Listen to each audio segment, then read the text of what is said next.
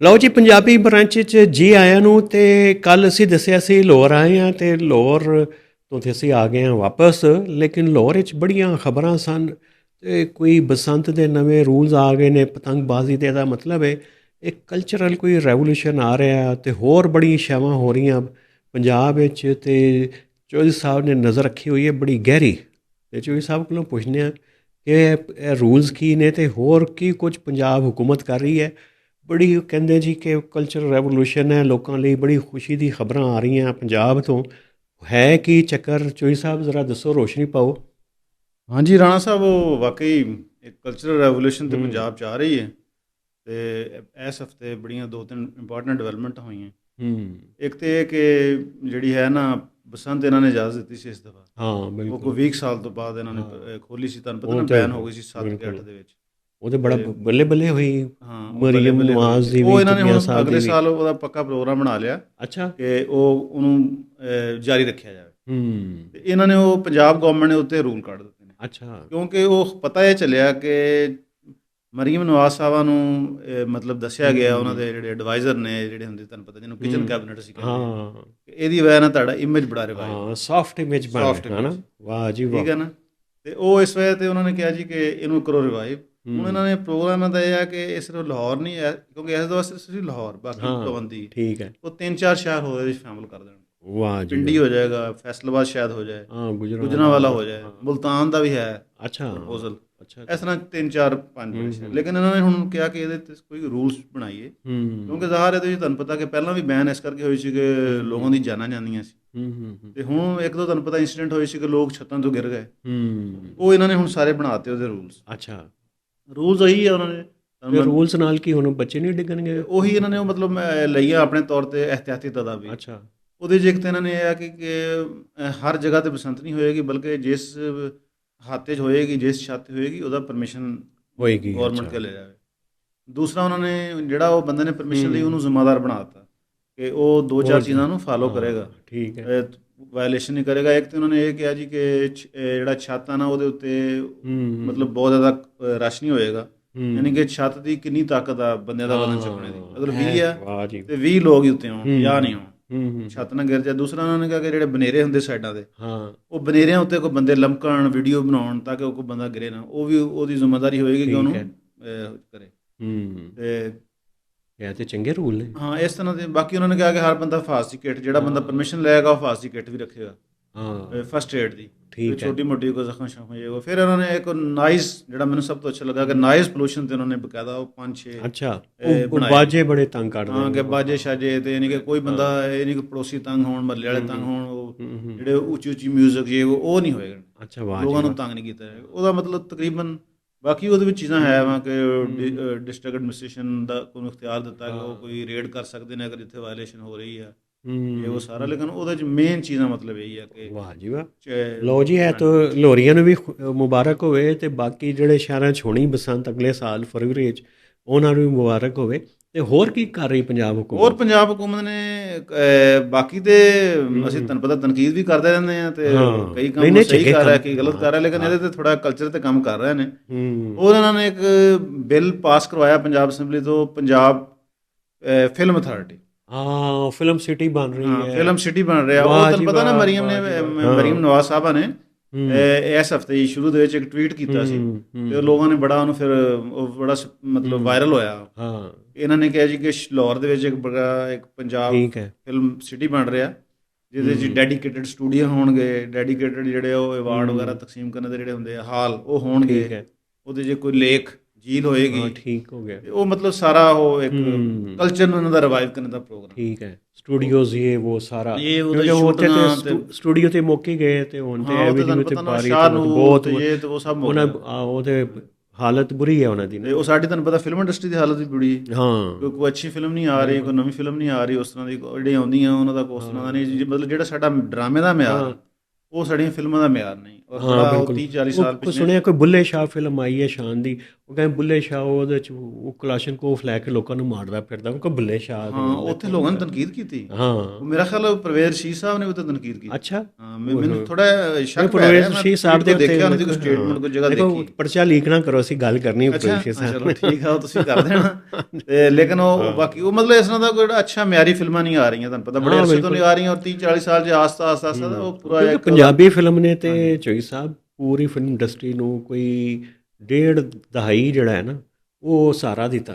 ਕਿਉਂਕਿ ਪੰਜਾਬ ਵਿੱਚ ਫਿਲਮ ਬਣਦੀ ਸੀ, ਕਰਾਚੀ 'ਚ ਬਣ ਨਹੀਂ ਸੀ ਰਹੀ, ਉਹ ਜਿਹੜੀ ਪੰਜਾਬ ਵਿੱਚ ਬਣਦੀ ਸੀ ਉਹਨੂੰ ਨਾਲ ਚੱਲਦੀ ਸੀ ਡਬਿੰਗ ਨਾਲ। ਹਾਂ। ਅਤੇ ਉਹ ਸਿਨੇਮਾ ਉਹ ਚੱਲਦੇ ਰਹੇ। ਅਤੇ ਜਦੋਂ ਸੁਲਤਾਨ ਰਈ ਸਾਹਿਬ ਦੀ ਹੋਈ ਵਫਾਤ, ਉਹ ਐਕਸੀਡੈਂਟ 'ਚ, ਤੁਹਾਨੂੰ ਪਤਾ ਹੀ ਹੈ ਕਿ ਡਕੈਤੀ ਦਾ ਵਾਕਿਆ ਹੋਇਆ, ਉਸ ਤੋਂ ਬਾਅਦ ਇੱਕਦਮ ਡਿਕਲਾਈਨ ਹੋਇਆ।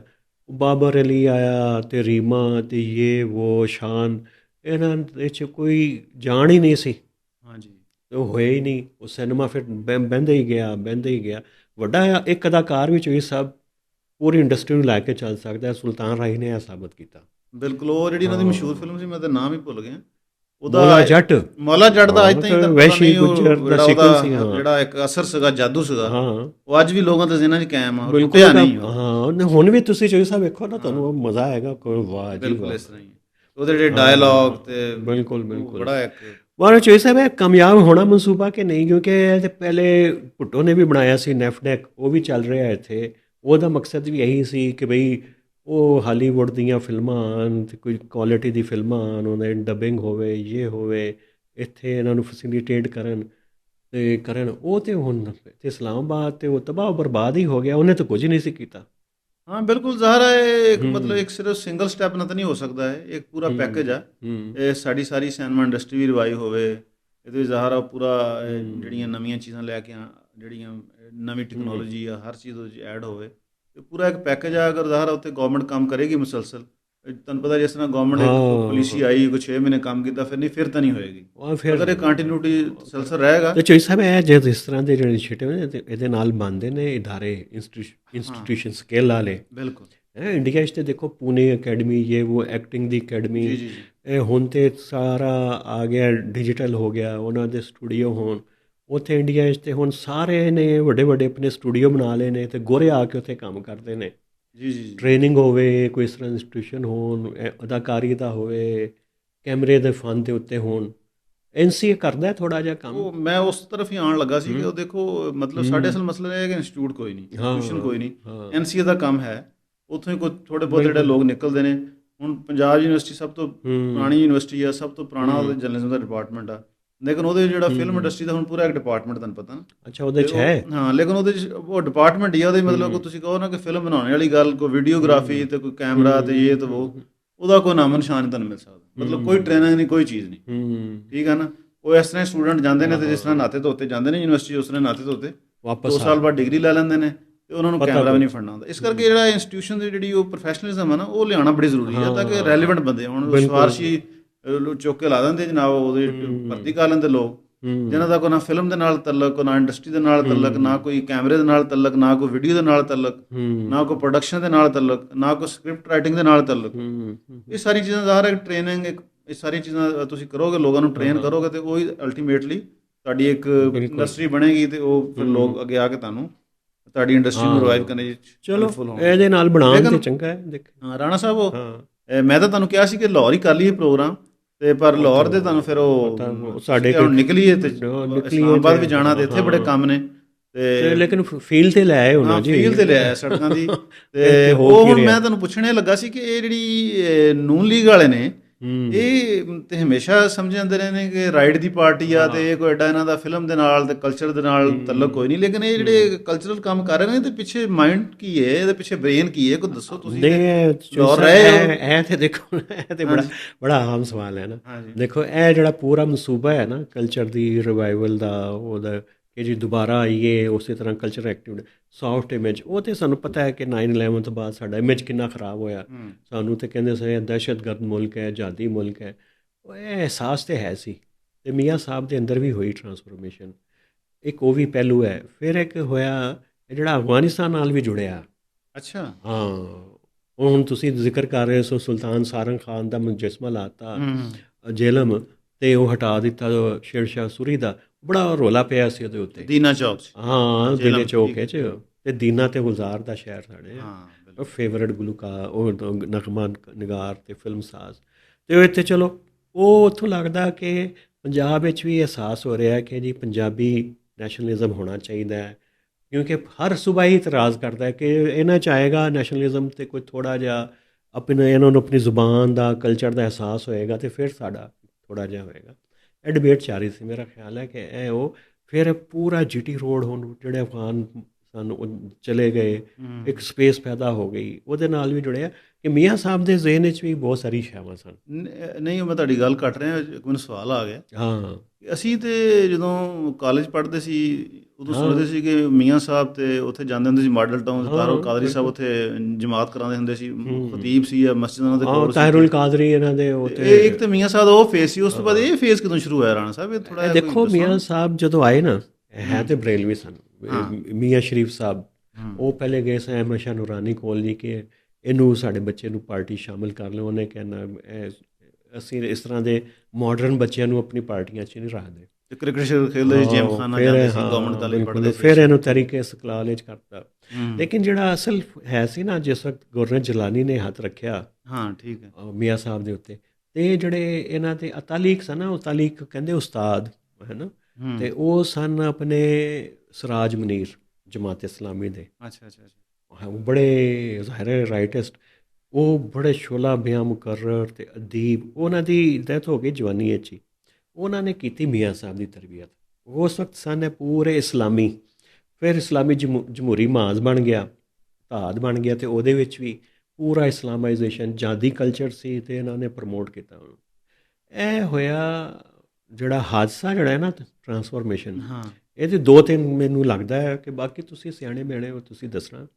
ਇੱਕ ਤੇ ਹੋਇਆ ਕਿ ਜਦੋਂ ਮੁਸ਼ਰਫ ਦਾ ਕੂ ਹੋਇਆ ਤੇ ਇਹ ਫਿਰ ਗਏ ਉੱਥੇ, ਜੱਦੇ ਰਹੇ ਇੰਨਾ ਅਰਸਾ ਉੱਥੇ। ਫਿਰ ਇਹਨਾਂ ਨੂੰ ਕੁਛ ਅਹਿਸਾਸ ਹੋਇਆ ਕਿ ਚੀਜ਼ਾਂ ਹੁਣ ਹੋਰ ਸਾਈਡ 'ਤੇ ਜਾ ਰਹੀਆਂ। 9/11 ਹੋ ਗਿਆ, ਬੇਨਜ਼ੀਰ ਜਿਹੜੀ ਹੈ ਉਹਦੀ ਸੁਲ੍ਹਾ ਹੋ ਰਹੀ ਹੈ, ਰੀਕਨਸੀਲੀਏਸ਼ਨ ਹੋ ਰਹੀ ਹੈ। ਪੂਰਾ ਅਮਰੀਕੀ ਲਾਬੀ ਬੀਬੀ ਦੇ ਪਿੱਛੇ ਇਸ ਲਈ ਹੈ ਕਿ ਉਹਦਾ ਸਾਫਟ ਇਮੇਜ ਹੈ, ਉਹ ਬੜੀ ਕੋਈ ਲੈ ਕੇ ਆਏਗੀ। ਤੇ ਮੀਆਂ ਸਾਹਿਬ ਡੈਮੋਕ੍ਰੇਸੀ ਦੀ ਗੱਲ ਤੇ ਐਕਸਟ੍ਰੀਮਿਜ਼ਮ ਦੇ ਖਿਲਾਫ ਤੇ ਇਹ ਮੈਨੂੰ ਲੱਗਾ ਉੱਥੋਂ ਥੋੜ੍ਹਾ ਜਿਹਾ ਟ੍ਰਿਗਰ ਹੋਇਆ। ਫਿਰ ਜਦੋਂ ਮੀਆਂ ਸਾਹਿਬ ਆਏ ਵਾਪਸ, ਉਹ ਤੁਸੀਂ ਆਉਂਦੇ ਹੀ ਨਾ, ਸਾਊਦੀ ਅਰਬ ਤੋਂ ਆਉਂਦੇ ਹੀ ਮੀਆਂ ਸਾਹਿਬ ਨੇ ਕੀ ਕੁਝ ਕੀਤਾ ਯਾਦ ਹੈ ਤੁਹਾਨੂੰ? ਅੱਛਾ, ਜਦੋਂ ਠੀਕ ਆ ਗਏ ਮੀਆਂ ਸਾਹਿਬ ਆ ਗਏ ਜੀ, ਤੇ ਬੀਬੀ ਇੱਥੇ ਹੀ ਸਨ, ਤੇ ਉਸ ਵਕਤ ਇਹਨਾਂ ਨੇ ਕੁਝ ਬਿਆਨ ਦਿੱਤੇ। ਜਦੋਂ ਉਹਨਾਂ ਨੇ ਉਹਨਾਂ ਕਿਹਾ ਜੀ ਕਿ अहमदी भी हमारे भाई हैं और ये हैं। ਇਹ ਬਾਅਦ 2000 ਮੇਰਾ ਖਿਆਲ ਹੈ ਕਿ 6-7 'ਚ ਆ ਕੇ ਇਹਨਾਂ ਨੇ ਕਿਹਾ ਬੀਬੀ ਦੀ ਸ਼ਹਾਦਤ ਤੋਂ ਪਹਿਲਾਂ। ਬਿਲਕੁਲ ਹਾਂ।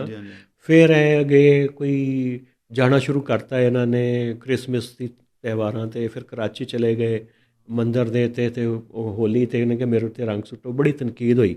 ਹਾਂ, ਉਹ ਮੇਰਾ ਪ੍ਰਾਈਮ ਮਿਨਿਸਟਰ ਵੀ ਸੀ ਉਸ ਟਾਈਮ। ਉਹ ਤੇ ਪ੍ਰਾਈਮ ਮਿਨਿਸਟਰ ਬਣ ਗਿਆ ਸੀ, ਉਹ ਤਨਕੀਦ ਹੋਈ ਸੀ, ਮੈਨੂੰ ਯਾਦ ਆ ਬਿਲਕੁਲ ਬਿਲਕੁਲ। ਇਹ ਹੋਲੀ ਤੇ ਸ਼ਾਇਦ ਗਿਆ ਸੀ ਬਿਲਕੁਲ, ਉਹ ਸਾਊਟ ਹੀ ਮੇਰੇ ਮੀਆਂ ਸਾਹਿਬ ਦਾ। ਉਹ ਮੇਰਾ ਖਿਆਲ ਹੈ ਕਿ ਇਹ ਹੋਈ ਸਾਰਾ ਨਾ, ਇੱਕ ਪੋਲੀਟੀਕਲ ਫੈਕਟਰ ਵੀ ਸੀ ਤੇ ਇਹ ਵੀ ਹੋਇਆ। ਫਿਰ ਹੁਣ ਅਤਾਲੀਕ ਸਨ ਇਹਨਾਂ ਦੇ, ਪਹਿਲੇ ਤੇ ਸੁਰਾਜ ਮਨੀਰ ਸੀ, ਠੀਕ, ਹੁਣ ਪਰਵੇਜ਼ ਰਸ਼ੀਦ। ਵਾਹ ਵਾਹ ਵਾਹ ਵਾਹ, ਕੀ ਕਮਾਲ ਹੈ। ਇੱਕ ਮੀਆਂ ਸਾਹਿਬ ਦੀ ਟਰਾਂਸਫਰਮੇਸ਼ਨ ਹੋ ਰਹੀ। ਮੀਆਂ ਸਾਹਿਬ ਨੇ ਆਪਣੇ ਇਰਦ ਗਿਰਦ ਤੋਂ ਨਾ ਇਹ ਮੌਲਵੀ ਸ਼ੋਲੀ ਹਟਾ ਦਿੱਤੇ। ਤਾਹਿਰੁਲ ਕਾਦਰੀ ਨੇ ਜਿਹੜਾ ਕੀਤਾ ਮੀਆਂ ਸਾਹਿਬ ਨਾਲ, ਇਹ ਖਤੀਬ ਸੀ, ਇਹਨਾਂ ਦਾ ਤਨਖਾਹਕਾਰ ਸੀ, ਫਿਰ ਮੀਆਂ ਸਾਹਿਬ ਦੇ ਉੱਤੇ ਜਿਹੜਾ ਉਹਨੇ ਬੜਾ ਜ਼ੁਲਮ ਕੀਤਾ। ਫਿਰ ਇਹਨਾਂ ਨੇ ਬਾਕੀ ਮਜ਼ਹਬੀ ਲੋਕਾਂ ਨੂੰ ਵੀ ਅਜ਼ਮਾ ਕੇ ਵੇਖਿਆ, ਫਿਰ ਲੱਗਿਆ ਕੁਝ ਹੋਰ ਕਰਨਾ ਚਾਹੀਦਾ। ਤੇ ਮਰੀਮ ਦੇ ਉਸਤਾਦ ਬਣਾਇਆ ਉਹਨਾਂ ਨੇ ਪਰਵੇਜ਼ ਰਸ਼ੀਦ ਨੂੰ।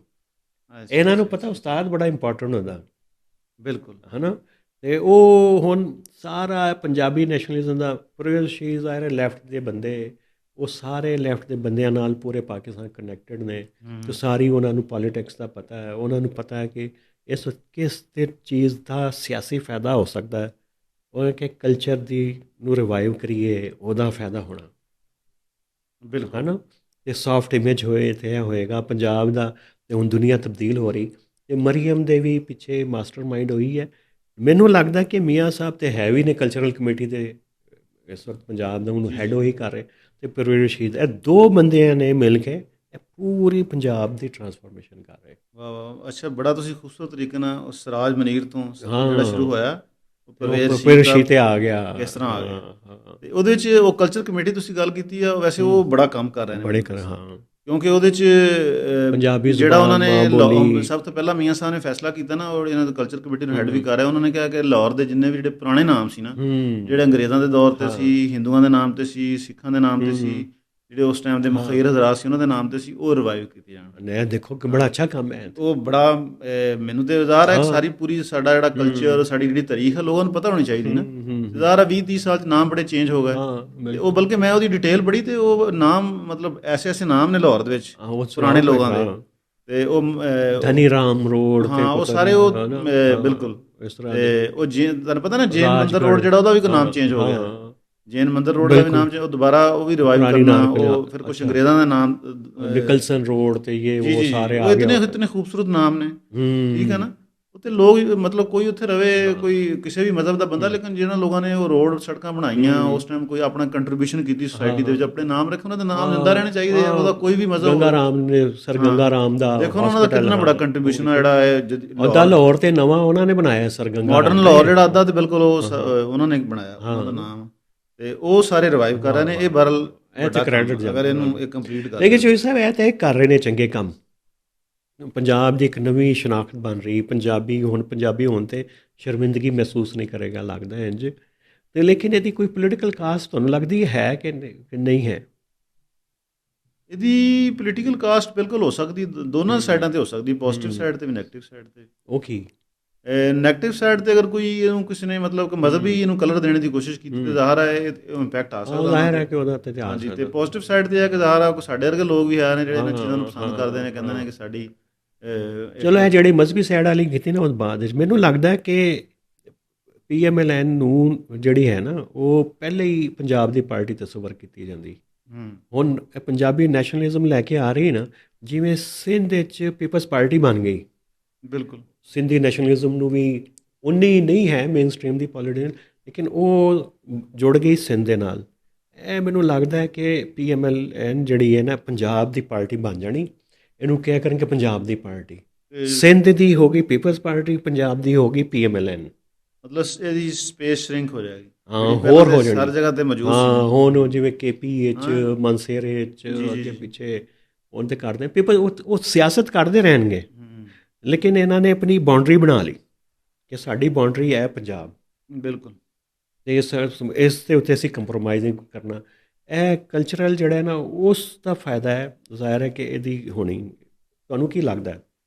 ਬਿਲਕੁਲ, ਇਹ ਤੁਸੀਂ ਬੜੀ ਸਹੀ ਗੱਲ ਕੀਤੀ, ਔਰ ਜ਼ਾਹਰ ਹੈ ਕਿ ਇਹ ਵੱਡੀ ਪੋਲੀਟੀਕਲ ਕਾਸਟ ਹੈ, ਲੇਕਿਨ ਇਹਨੂੰ ਡੈਮੇਜ ਹੋ ਸਕਦਾ, ਖਤਰਾ ਬੜਾ ਇਹਨੂੰ। ਹਾਂ, ਮਜ਼ਹਬੀ ਲੋਕਾਂ ਤੋਂ ਜ਼ਿਆਦਾ ਖਤਰਾ ਪਤਾ ਕਿਹਦੇ ਕੋਲੋਂ? ਇਹ ਨਵੇਂ ਸੂਬੇ ਬਣਾਉਣ ਦੀ ਕੋਸ਼ਿਸ਼ ਹੋਈ ਨਾ, ਫਿਰ ਜਿਹੜਾ ਹੈ ਨਾ, ਕਿਉਂਕਿ ਸਾਊਥ ਪੰਜਾਬ ਤੇ ਫਿਰ ਇਸ ਮਨਸੂਬੇ ਤੋਂ ਨਾ, ਇਹਨੂੰ ਕਹੀਏ ਪੰਜਾਬੀਆਈਜੇਸ਼ਨ ਵਾਲਾ ਜਿਹੜਾ ਪ੍ਰੋਜੈਕਟ ਹੈ ਨਾ ਮੀਆਂ ਸਾਹਿਬ ਦਾ, ਉਹਦੇ 'ਚੋਂ ਸਾਊਥ ਕੱਢ ਜਾਣਾ, ਕਿਉਂਕਿ ਸਾਊਥ ਆਪਣੇ ਕਹਿੰਦਾ ਮੈਂ ਤੇ ਸਰਾਈਕੀ ਹਾਂ। ਉਹ ਕੰਟੈਸਟਡ ਇੱਕ ਟੈਰੀਟਰੀ ਬਣਨੀ, ਪੀਪਲਸ ਪਾਰਟੀ, PTI ਤੇ PMLN।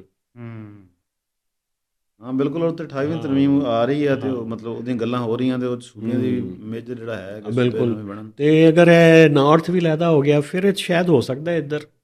PTI ਨੂੰ ਅਸੀਂ ਫਿਲਹਾਲ ਨਾ ਸਪੋਜ਼ ਕਰ ਰਹੇ ਹਾਂ ਕਿ ਇਸ ਵਕਤ ਨਹੀਂ ਹੈ, ਹਾਲਾਂਕਿ ਹੈ, ਲੇਕਿਨ ਸਪੋਜ਼ ਕਰ ਰਹੇ ਕਿ ਬਿਲਕੁਲ ਨਹੀਂ ਹੈ। ਇਹ ਤਾਂ ਮੈਥਮੈਟਿਕਲੀ ਜ਼ਰਾ ਵੇਖ ਰਹੇ ਹਾਂ, ਤੇ ਫਿਰ ਇਹਨਾਂ ਨੂੰ ਨੁਕਸਾਨ ਹੋਣਾ ਇਸ ਦਾ। ਮੈਨੂੰ ਇਹ ਲੱਗਦਾ ਅਗਰ ਸੂਬੇ ਨਾ ਬਣੇ ਤੇ ਫਿਰ ਹੋ ਸਕਦਾ ਇਹਨਾਂ ਨੂੰ ਫਾਇਦਾ ਹੋਵੇ। ਹਾਂ, ਇਹ ਲੇਕਿਨ ਇਹ ਕੋਈ ਹੱਲ ਵੀ ਰਾਣਾ ਸਾਹਿਬ ਦੱਸਿਆ ਨਾ, ਤੁਸੀਂ ਸਿਆਣੇ ਬਣੇ ਬੰਦੇ ਹੋ, ਕਿ ਮਤਲਬ ਕਲਚਰ ਰਿਵਾਈਵਲ ਤੇ ਅੱਛੀ ਚੀਜ਼ ਹੈ, ਇਹਦੇ ਬਹੁਤ ਅੱਛੀ ਚੀਜ਼ ਹੈ। ਪੰਜਾਬੀ ਨੈਸ਼ਨਲਿਜ਼ਮ ਇਹਨੂੰ ਇਸ ਚੀਜ਼ ਦੇ ਨਾਲ ਇੰਟੈਕਟ ਕਿੱਦਾਂ ਰੱਖਣਾ ਇਹਦੇ 'ਚ ਨਾ, ਫਿਲਹਾਲ ਜਿਹੜੀ ਚੰਗੀ ਗੱਲ ਹੋਈ ਹੈ ਨਾ, ਇਹਦੇ 'ਚ ਨਾ ਪੰਜਾਬੀ ਟ੍ਰੈਡੀਸ਼ਨ ਕਲਚਰ ਦੇ ਉੱਤੇ ਪ੍ਰਾਈਡ ਆ ਰਹੀ ਹੈ ਲੋਕਾਂ 'ਚ। ਹੁਣੇ ਤੱਕ ਕਿਸੇ ਨੇ ਨੈਸ਼ਨਲਿਜ਼ਮ ਦੀ ਗੱਲ ਕੀਤੀ ਨਹੀਂ, ਇਹਦੇ ਨੂੰ ਬਣਿਆ ਨਹੀਂ, ਲੇਕਿਨ ਜਦੋਂ ਤੁਹਾਡੇ 'ਚ ਪ੍ਰਾਈਡ ਆਉਂਦੀ ਹੈ ਨਾ, ਕਿ ਜੀ ਫਖਰ ਮਹਿਸੂਸ ਕਰੀਏ ਜੇ ਅਸੀਂ ਪੰਜਾਬੀ ਹੈ, ਸਾਡੀ ਮਾਂ ਬੋਲੀ ਹੈ, ਸੁਲਤਾਨ ਸਾਰੰਗ ਸਾਡਾ ਹੀਰੋ ਹੈ ਜੀ, ਖਰਲ ਸਾਹਿਬ ਸਾਡੇ ਹੀਰੋ ਨੇ ਜੀ, ਇਹ ਦੁੱਲਾ ਭੱਟੀ ਤੇ ਇਹ ਉਹਦੇ 'ਚ ਇਹ ਹੀਰੋਜ਼ ਨੇ ਬੜੇ ਕੰਟੈਸਟਡ। ਉਹ ਜਦੋਂ ਇਹਦੇ 'ਤੇ ਤਨਕੀਦ ਹੋਏਗੀ, ਫਿਰ ਇੱਧਰ KP ਵਾਲੇ ਕੋਈ ਗੱਲ ਕਰਨਗੇ, ਕੋਈ ਸਿੰਧੀ ਗੱਲ ਕਰਨਗੇ, ਕੋਈ ਬਲੋਚੀ ਗੱਲ ਕਰੇਗਾ, ਅਤੇ ਇੱਥੇ ਵੀ ਇੱਕ ਸੈਂਸ ਆਫ ਨੈਸ਼ਨਲਿਜ਼ਮ ਪੈਦਾ ਹੋਣੀ।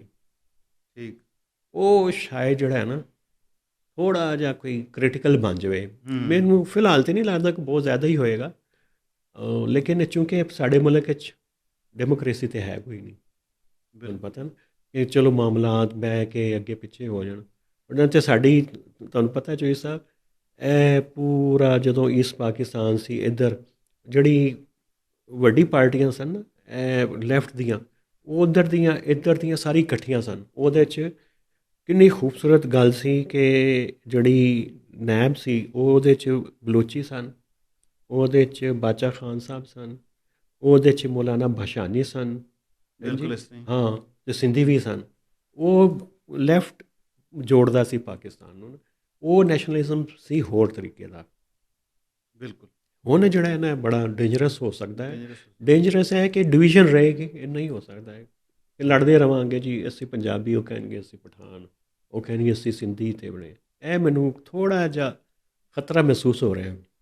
ਬਿਲਕੁਲ। ਤੇ ਰਾਣਾ ਸਾਹਿਬ, ਅੱਜ ਤੇ ਤੁਸੀਂ ਬਹੁਤ ਦਾਨਸ਼ਵਰ ਗੱਲਾਂ ਕਰ ਲਈਆਂ, ਨਾ ਲੇਕਿਨ ਉਹ ਜਿਹੜਾ ਲਾਹੌਰ ਦੇ ਮਾਲ ਦੇ ਉੱਪਰ ਆਪਾਂ ਉਹ ਤੰਬੂ ਦੇਖੇ ਜਿਹੜੇ ਉਹ ਲੱਗੇ ਤੰਬੂ, ਤੇ ਉਹ ਦੇਖੋ ਉਹਨਾਂ ਦੀ ਗੱਲ ਕਰਨ, ਉਹਨੇ ਉਹ ਚੋਈ ਸਾਹਿਬ ਹੈ, ਤੇ ਉਹ ਦੇਖੋ ਨਾ, ਤੁਸੀਂ ਦੱਸੋ ਤੰਬੂ ਕਿਉਂ ਲਾਏ ਉਹਨਾਂ ਨੇ ਬਾਗੇ 'ਚ ਨਾ? ਉਹ ਪੁੱਛਿਆ ਸੀ, ਕਹਿੰਦੇ ਜੀ ਕੋਈ PSL ਹੋ ਰਿਹਾ ਤੇ ਉਹ ਟੀਮਾਂ ਸ਼ੀਮਾਂ ਲੰਘਦੀਆਂ ਤੇ ਉਹ ਸਿਕਿਉਰਿਟੀ, ਉਹ ਤੇ ਮਾਲ ਰੋਡ ਵੀ ਬੰਦ ਕਰ ਦਿੰਦੇ ਇੱਕ ਸਾਈਡ ਤੇ। ਕੋਈ ਮਾਈਂਡ ਸੈਟ ਨਹੀਂ ਸਮਝ ਲੱਗਦੀ, ਮਤਲਬ ਉਹ ਤੰਬੂ ਤੇ ਮਜ਼ੀਦ ਖਤਰਾ ਵਾ ਕਿ ਪਿੱਛੋਂ ਦੀ ਬੰਦਾ ਲੁਕੇ, ਬਿਲਕੁਲ ਕੋਈ ਹਮਲਾ ਸ਼ਮਲਾ ਕਰਦਾ, ਕੁਝ ਕਰਦਾ, ਤੇ ਮਤਲਬ ਤੰਬੂ ਛੁਪਣਾ ਇੰਨਾ ਆਸਾਨ ਹੈ ਤੰਬੂ ਦੇ ਪਿੱਛੇ, ਤੇ ਜ਼ਿਆਦਾ ਛੁਪਣਾ, ਤੇ ਮਤਲਬ ਇਹ ਕੀ ਮਾਈਂਡ ਸੈਟ ਆ, ਇਹ ਕਿੱਥੋਂ ਇਹਨਾਂ ਨੂੰ ਇਹ ਮਤਲਬ ਆਉਂਦਾ, ਮੈਨੂੰ ਇਹ ਨਹੀਂ ਪਤਾ ਨਹੀਂ। ਕੋਈ ਮੇਰਾ ਖਿਆਲ ਹੈ ਕੋਈ ਕਨਾਤਾਂ ਤੇ ਤੰਬੂ ਵਾਲਿਆਂ ਨਾਲ ਕੋਈ ਮੁਆਇਦਾ ਹੋਣਾ, ਕੋਈ ਇਹਨਾਂ ਦਾ ਕੋਈ ਡੀਲ ਸ਼ੀਲ ਹੋਣੀ, ਉਹਨੇ ਕੰਮ ਦਿੱਤਾ ਕਿ ਚਲੋ ਤੁਸੀਂ ਲਾ ਦਿਆ ਕਰੋ ਤੇ ਪੈਸੇ ਦੇ ਦਿਆਂਗੇ। ਤੇ ਦੂਸਰਾ ਇਹ ਹੈ ਕਿ ਮਤਲਬ ਇਹ ਅਗਰ ਇਹਨਾਂ ਨੇ ਲੋਕਾਂ ਨੂੰ ਐਂਟਰਟੇਨ ਕਰਨਾ ਵਾ ਕ੍ਰਿਕਟ ਦੇ ਜ਼ਰੀਏ, ਹਾਂ, ਲੇਕਿਨ ਇਹ ਲੋਕਾਂ ਨੂੰ ਸੜਕਾਂ ਉੱਤੇ ਖਾਰ ਕਰਕੇ ਤੇ ਐਂਟਰਟੇਨਮੈਂਟ ਕਰਕੇ, ਰਸਤੇ ਬੰਦ, ਸਿਕਿਉਰਿਟੀ ਤੇ ਉਹ ਕ੍ਰਿਕਟ ਵੇਖਣ ਵੀ ਨਹੀਂ ਦਿੰਦੇ, ਉਹ ਵੇਖਣ ਵੀ ਨਹੀਂ ਦਿੰਦੇ, ਤੇ ਫਿਰ ਉਹ ਮਤਲਬ ਲੋਕ ਜ਼ਲੀਲ ਵੀ ਹੁੰਦੇ ਆ, ਕ੍ਰਿਕਟ ਵੀ ਨਹੀਂ ਤੁਸੀਂ ਦੇਖ ਸਕਦੇ। ਹਾਂ, ਤੇ ਉਹ ਇਹ ਕਿਹੜੀ ਐਂਟਰਟੇਨਮੈਂਟ? ਬਸ ਹੈ, ਦੇਖੋ ਨਾ, ਇਸ ਸਾਈਡ ਤੇ ਮੀਆਂ ਸਾਹਿਬ ਤੇ ਪਰਵੇਜ਼ ਰਸ਼ੀਦ ਸਾਹਿਬ ਧਿਆਨ ਦੇਣ, ਮਰੀਮ ਨੂੰ ਕੋਈ ਗੱਲ ਸਮਝਾਉਣ, ਤੇ ਹੋ ਸਕਦਾ ਕੁਝ ਬਿਹਤਰ ਹੋ ਜਾਵੇ। ਤੇ ਚੋਈ ਸਾਹਿਬ, ਤੁਸੀਂ ਘੜੀ ਵੇਖਣੀ ਸ਼ੁਰੂ ਕਰਤੀ ਹੈ, ਤਾਂ ਮਤਲਬ ਹੈ ਕਿ ਭੁੱਖ ਲੱਗੀ ਤੁਹਾਨੂੰ? ਨਹੀਂ, ਭੁੱਖ ਤੇ ਲੱਗੀ, ਲੇਕਿਨ ਗੱਲ ਹੋਰ ਕਰ ਸਕਦੇ ਹਾਂ, ਟਾਈਮ ਹੈ, 1-2 ਮਿੰਟ ਹੈ। ਅੱਛਾ, ਨਹੀਂ, ਮੈਂ ਗੱਲ ਮੁਕਾਈਏ। ਉਹ ਜਿਹੜੇ ਪਾਵੇ ਲੈ ਕੇ ਆਇਓ ਨਾ ਨਿਫੇ ਦੇ, ਫਿਰ ਉਹੀ ਖਾਂਦੇ ਹਾਂ ਫਿਰ ਅੱਜ। ਫਿਰ ਲਓ ਜੀ, ਮੇਰਾ ਤਾਂ ਖਿਆਲ ਹੈ ਕਿ ਗੱਲ ਮੁਕਾ ਦਈਏ ਇੱਥੇ ਹੀ, ਕਿਉਂਕਿ ਗੱਲ ਹੋਈ ਹੈ ਥੋੜ੍ਹੀ ਜਿਹੀ ਭਾਰੀ ਜਿਹੀ, ਅਤੇ ਤੁਹਾਨੂੰ ਵੀ ਥੋੜ੍ਹਾ ਜਿਹਾ ਟਾਈਮ ਚਾਹੀਦਾ ਹੈ ਕਿ ਗੱਲ ਜਿਹੜੀ ਅਸੀਂ ਕੀਤੀ ਹੈ ਅੱਜ ਕਿਤਨੀ ਅਹਿਮ ਹੈ, ਕਿੰਨੀ ਕ੍ਰਿਟੀਕਲ ਹੈ, ਅਤੇ ਉਹਦੇ ਨਾਲ ਤੁਸੀਂ ਲੱਸੀ ਪੀਓਗੇ ਤਾਂ ਸ਼ਾਇਦ ਸਮਝ ਨਾ ਆਵੇ। ਮੇਰਾ ਮਸ਼ਵਰਾ ਹੈ ਕਿ ਅੱਜ ਦਾ ਜਿਹੜਾ ਬਰੰਚ ਹੈ ਨਾ, ਤੁਸੀਂ ਕੋਈ ਕਾਫੀ ਸ਼ਾਫੀ ਨਾ ਕਰ ਲਓ, ਕੋਈ ਕੋੜੀ ਕਾਫੀ ਹੋਵੇ, ਜਾਂ ਦੁੱਧ ਬਗੈਰ ਕੋਈ ਕਹਿਵਾ ਚਾਹ ਪੀ ਲਓ ਨਾ, ਫਿਰ ਇਹ ਗੱਲਾਂ ਸਮਝ ਆਉਣਗੀਆਂ। ਫਿਰ ਤੁਸੀਂ ਆਪਣੇ ਆਪ ਨੂੰ ਹਲਕੇ ਹਲਕੇ ਜੇ ਮਹਿਸੂਸ ਕਰੋਗੇ, ਅਤੇ ਭਾਰੀ ਭਾਰੀ ਜੇ ਦਾਨਸ਼ਵਰ ਮਹਿਸੂਸ ਕਰੋਗੇ। ਮੇਰੇ ਵੱਲੋਂ ਤਾਂ ਇੰਨਾ ਹੀ ਜੀ, ਮੈਨੂੰ ਤੇਰੀ ਤਰਫੋਂ ਰੱਬ ਰੱਖਾ। ਤੇ ਬਿਲਕੁਲ ਜੀ, ਜਿਹੜੇ ਲਾਹੌਰ ਦਾ ਸਾਡਾ ਇਸ ਦਫਾ ਟੂਰ ਸੀਗਾ, ਉਹਦੇ 'ਚ ਮੈਂ ਤੇ ਨੀਫੇ ਦੇ ਪਾਵਿਆਂ ਦਾ ਬਿਲਕੁਲ ਹੋ ਗਿਆ ਸ਼ਦਾਈ, ਤੇ ਫੈਨ ਹੋ ਗਏ। ਉੱਥੇ ਵੀ ਖਾਦੇ ਤੇ ਇੱਥੇ ਵੀ ਲੈ ਕੇ ਆਏ, ਤੇ ਅੱਜ ਉਹਦਾ ਵੀ ਬਰੰਚ ਕਰਾਂਗੇ।